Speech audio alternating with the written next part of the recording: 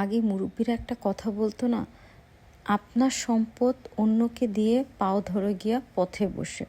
এই কথাটার মানে হচ্ছে কি জানেন, নিজের গচ্ছিত সম্পদ আমরা অন্য কাউকে দিয়ে যখন তখন যেখানে সেখানে তাকে রিকোয়েস্ট করতে হয় সেই সম্পদটা ফিরিয়ে দেওয়ার জন্য।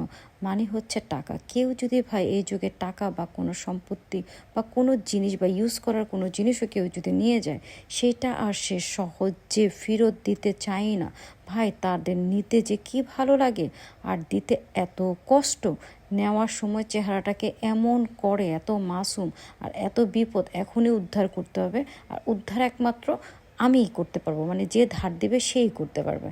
আর নেওয়ার পরে ওই মানুষকে সে চিনেই না, আর এমন একটা ভাব নেবে মনে হয় যে টাকা ধার দিছে সে হচ্ছে ফকির মিসকিন, তার হাত দাঁড়ে দাঁড়ে ঘুরতেছে। মানে সে যে কি একটা ভাব নেয়, মনে হয় তার কাছে সে টাকা চাইতেছে যে তুমি আমাকে ফ্রিতে টাকা দিয়ে দাও।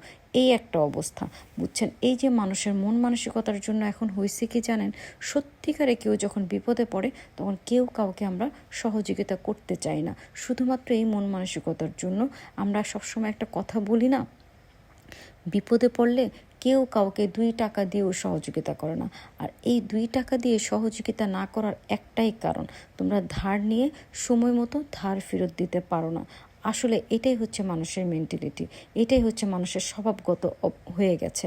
তো এই জন্য না, বিপদে পড়লে সত্যিকারে কাউকে আর সহযোগিতা করতে ইচ্ছা করে না।